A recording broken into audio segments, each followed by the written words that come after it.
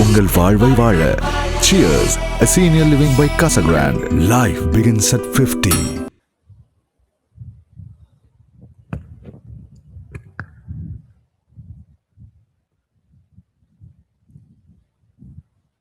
मैं भारत माता के पवित्र चरणों को स्पर्श करता हूँ और उनको प्रणाम करता हूँ.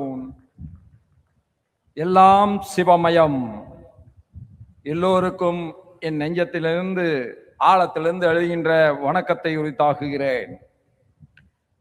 தாயின் அன்பாய், தந்தையின் அறிவாய், குருவின் ஒளியாய், தாயாய், தந்தையாய், குருவாய், தெய்வமாய் நாம் அனுதினமும் வழிபடுகின்ற புனித பாரத அன்னையின் பொற்பாதங்களை முதற்கண் பணிந்து வணங்கி,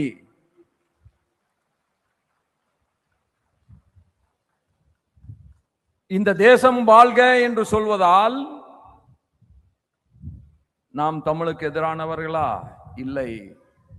எப்படி தேசம் நம்முடைய ஒரு கண் என்று சொன்னால் இன்னொரு கண் தங்க தாய் மொழி நம்முடைய தமிழ்தான். அதை யாராலும் மாற்ற முடியாது. அந்த இனிய விழாவில் நம்முடைய பாரத பிரதமர் மோடி அவர்கள் மிக அழகாக சொன்னார்கள். தொன்மையான காசி நகரமும் உலகத்தின் தொன்மையான மொழிகளில் ஒன்றான தமிழும் இணைகிறது என்று சொன்னால்தான் அது காசி தமிழ் சங்கமம் என்று சொன்னார்கள். அந்த விழாவினுடைய 4வது ஆண்டு நிறைவு விழா தமிழ் மண்ணிலே, அதுவும் சிவமயமான ராமேஸ்வரத்தில் எந்த அப்துல் கலாம் அவர்களை இந்த புண்ணிய பூமி தந்ததோ அந்த மண்ணில் கொண்டாடுவது நம் அனைவருக்குமே பெருமை. அந்த இனிய விழாவில் மிக சிறப்பாக தமிழில் உரையாற்றி அமர்ந்திருக்கின்ற நம்முடைய மாண்புமிகு தமிழக ஆளுநர் திரு RN ரவி அவர்களே, சிறிய வயதாக இருந்தாலும் கல்வி சீரமைப்பில் இந்த நாட்டில் என்னுடைய கல்வி தரத்தை உயர்த்துவதில் தன்னிகரல்லாமல் செயல்படுகின்ற நம்முடைய மத்திய கல்வி அமைச்சர் பாசத்திற்கினிய திரு தர்மேந்திர பிரதான் அவர்களே, நம்மில் ஒருவர் இன்றைக்கு டெல்லியிலே மத்திய அரசில் தமிழகத்தின் சார்பாக சிறப்பாக பணியாற்றுகின்ற நம்முடைய மத்திய இணை அமைச்சர் முனைவர் L. முருகன்ஜி அவர்களே, அருமை சகோதரர் ராஜ்யசபாவிலே என்னோடு இணைந்து பணியாற்றுகின்ற அருமை சகோதரர் திரு தர்மர் MP அவர்களே, தமிழ்நாடு சட்டமன்ற உறுப்பினர் நம்முடைய அன்பையெல்லாம் ஓரங்கே பெற்றிருக்கின்ற அருமை சகோதரர் நயினார் நாகேந்திரன் அவர்களே, இந்திய தேசம் விஞ்ஞானத்தில் இன்றைக்கு உலகோடு போட்டி பெற வேண்டும் என்கின்ற சிந்தனையை தன் மனதிலே கொண்டு இந்திய விஞ்ஞான கல்வித்தரத்தை உயர்த்துவதற்காக அரும்பாடுபட்டு வருகின்ற IIT மெட்ராஸினுடைய இயக்குனர் பேராசிரியர் திரு V. காமகோட்டி அவர்களே, நம்முடைய அருமை சகோதரர் பனாரஸ் இந்து யூனிவர்சிட்டியினுடைய துணைவேந்தர் அவர்களே, அருமை சகோதரர் துணைவேந்தராய் சிறப்பாக பணியாற்றுகின்ற அஜித் குமார் சதுர்வேதி அவர்களே, என் உயிரினும் மேலான எனது அருமை தமிழ் சகோதர சகோதரிகளே, உங்கள் அத்துணை பேருக்கும் மீண்டும் ஒரு முறை வணக்கத்தை உரித்தாக்கி, காசியும் ராமேஸ்வரமும் யாராலும் பிரிக்க இயலாத உறவை கொண்ட 2 புனித நகரங்கள். அதனால்தான் நம்முடைய பாரத பிரதமர் மோடி அவர்கள் காசி தமிழ் சங்கத்தினுடைய தொடக்க விழா இந்த ஆண்டு காசியிலே என்று சொன்னால், நிறைவு விழா நம்முடைய தமிழ் மண்ணில் புண்ணிய பூமியாம் ராமேஸ்வரத்தில் நடைபெற வேண்டும் என்று உங்களை எல்லாம் இங்கே அழைத்திருக்கிறார்கள். மிகச் சிறப்பாக இந்த விழா நடைபெற்று வருகிறது. ராமேஸ்வரம் மண்ணில் இந்த 2 ஒளி விளக்குகள் காசியும் தமிழகமும் சங்கமிக்கின்ற மாபெரும் விழாவாக இது நடைபெறுகிறது. காசி உலகின் ஆன்மீக தலைநகர் என்று சொன்னால் பாரதத்தின் நீண்ட நெடிய வரலாற்றில் அதனுடைய பண்பாட்டு மையமாக அது அன்றைக்கும் இன்றைக்கும் தொடர்ந்து ஒலித்து வருகிறது. அங்கே நாலடியார்களின் தேவாரமும் திருவாசமும் ஒலிக்கிறது என்று சொன்னால், அதே நேரத்திலே கபிரின் பக்தி பாடல்களும் அங்கே ஒலிக்கிறது. அத்தகைய மகத்தான திருத்தலம்தான். நான் சொன்னேன் எல்லாம் சிவமயம் என்று சொன்னேன். அதனால்தான் காசியும் ராமேஸ்வரத்திலும் மகத்தான சிவாலயங்கள் இன்றைக்கு எழும்பி இருக்கிறது. நிறைய பேர்த்துக்கு வரலாறு தெரிவதில்லை. முகலாய மன்னர்கள் காசி ஆலயத்தை அழித்தொழித்த போது தமிழகத்திலிருந்தும் பாண்டிய நாட்டிலே இருந்தும் பெருந்திரளாக வீரர்கள் அந்த மகத்தான புண்ணிய பூமியை மீட்டெடுப்பதற்காக போர் புரிவதற்கு சென்றார்கள் என்பதுதான் உண்மையான வரலாறு. அப்படி நாட்டின் எந்த மூலையில் நம்முடைய தர்மத்திற்கு, நம்ம நாட்டினுடைய தன்மானத்திற்கு இழுக்கென்று வருகிற பொழுது நாம் அனைவரும், அதனால்தான் மகாகவி பாரதி சொன்னான், செப்பு மொழி 18 எனினும் சிந்தனை ஒன்றுடையாள் என்று சொன்னான். நான் எத்தனை மொழிகளை நாம் பேசினாலும் அத்தனை மொழிகளிலும் இருக்கின்ற ஒரே அர்த்தம், தர்மத்தின் பிரகாரம் நாம் வாழ வேண்டும் என்கின்ற அந்த உயர்ந்த தத்துவம் தான் இன்றைக்கு இந்திய தேசத்தையே ஒருங்கிணைந்த தேசமாக மாற்றி இருக்கிறது. பாரதி சொன்னான், கங்கை நதி புறத்து கோதுமை பண்டம் காவிரி வெற்றிலைக்கு மாறுகொள்வோம், சிங்கம் மராட்டியர்தம் கவிதை கொண்டு சேரத்து தந்தங்கள் பரிசளிப்போம் என்று சொன்னான். அவனுடைய உணர்வுகளை எல்லாம் எண்ணி பாருங்கள். அவன் இந்த தேசத்தை பற்றியுமே சிந்தித்திருக்கிறான். இங்கே இருந்து எட்டயாபுரத்திலே இருந்து ஒரு கவி காசிக்கு சென்றதோடு மட்டுமில்லாமல் காசி அரசவையிலும் அலங்கரித்திருக்கிறான் என்று சொன்னால் எத்தகைய பெருமையை அவன் தமிழர்களுக்கு பெற்று தந்திருக்கிறான் என்பதை நாம் நினைவு கூற வேண்டும்.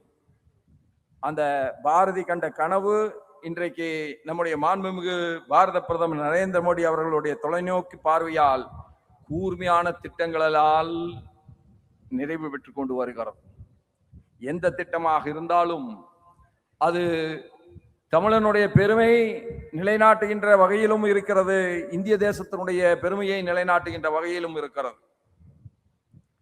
அருமை சகோதரர்களே, கடந்த நவம்பர் 30 ஒளிபரப்பான மன் கி பாத் நிகழ்ச்சியில் பாரத பிரதமர் அவர்கள் இந்த காசி தமிழ் சங்கமத்தை பற்றி மிக அற்புதமாக பேசியிருக்கிறார்கள். அவர் அதில் மிக அழகாக குறிப்பிட்டது, தமிழ் கலாச்சாரம் உயர்வானது, தமிழ் மொழி மேன்மையானது, பாரத தேசத்தினுடைய பெருமைகளில் ஒன்று தமிழ் மொழி என்று குறிப்பிட்டிருக்கிறார். அதனால் தான் இன்றைக்கு இந்த காசி சங்கமத்தின் மூலமாக தமிழை கற்கின்ற ஒரு அற்புதமான திட்டத்தை இந்த தேசத்திற்கு தந்திருக்கிறார்கள். எண்ணற்றவர்கள் தமிழை கற்க வேண்டும் என்கின்ற உணர்வை பெற்றிருக்கிறார்கள். நம்முடைய ஆளுநர் அவர்கள் மிக அழகாக தமிழை பேசிய போதுதான் எனக்கும் இந்தியை கற்றுக்கொண்டு அவரளவுக்கு இல்லாவிட்டாலும் ஓரளவுக்கு அது இந்தியிலே பேச வேண்டும் என்கின்ற உணர்வு வந்தது.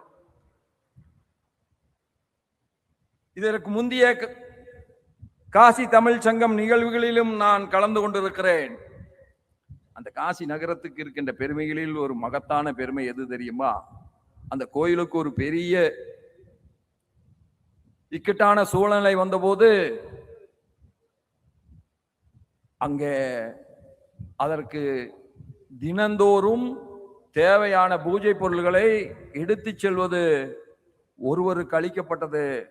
அந்த ஒருவர் யார் என்று கேட்டீர்கள் என்று சொன்னால், நம்முடைய தமிழகத்தைச் சேர்ந்த நாட்டுக்கோட்டை செட்டியார்களுக்குத்தான் அது அளிக்கப்பட்டது.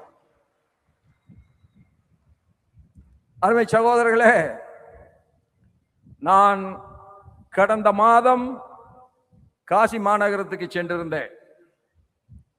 நம்முடைய நாட்டுக்கோட்டை செட்டியார்கள் எல்லாம் அங்கு ஒரு சத்திரத்தை வைத்திருக்கிறார்கள். அந்த பழைய சத்திரத்திலும் நான் தங்கி இருக்கிறேன். அந்த பழைய சத்திரத்திலும் நான் உணவருந்தி இருக்கிறேன். அவர்கள் என்னை அழைத்தார்கள், நீங்கள் வந்து காசி மாநகரத்தில் ஒரு மிகப்பெரிய சத்திரம் புதிதாக கட்டியிருக்கிறோம். தமிழர்கள் காசிக்கு வருகிற பொழுது அது தங்குவதற்காக அது கட்டப்பட்டு இருக்கிறது, அதை திறந்து வைக்க வேண்டும் என்று சொன்னார்கள். நான் அங்கே சென்றபோதுதான் ஒரு உண்மையை புரிந்து கொண்டேன். ஏறத்தாழ 300 கோடி ரூபாய் மதிப்புள்ள அந்த இடம் சில கைவர்களால் ஆக்கிரமிக்கப்பட்டிருந்தது. சகோதரர்களே, நம்முடைய நாட்டுக்கோட்டை செட்டியார்கள் எல்லாம் பிரதமரை சந்தித்தார்கள். பிரதமர் சொன்னார், நீங்கள் முதலமைச்சரை சென்று பாருங்கள். முதலமைச்சரை சந்தித்தார்கள். எல்லா விவரங்களையும் எடுத்து சொன்னார்கள். உடனடியாக முதலமைச்சர் செய்தது ஒன்றே ஒன்றுதான், உங்களுடைய ஆவணங்களை எல்லாம் கொண்டு வாருங்கள், உங்களுடைய ஆவணங்கள் சரியா என்று சரிபார்க்கப்படும்.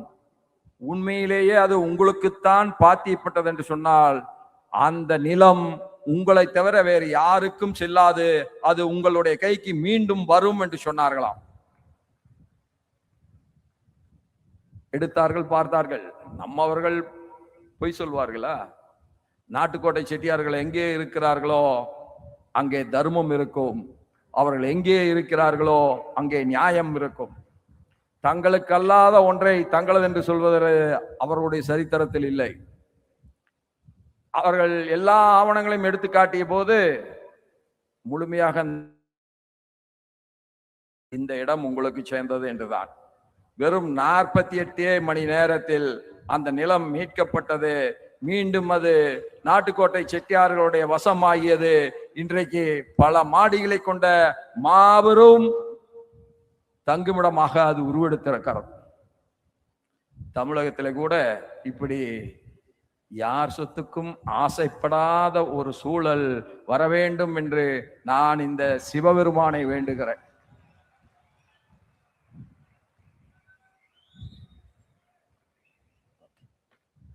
இப்படி நாம் வேண்டுவதெல்லாம் ஒன்றே ஒன்றுதான்,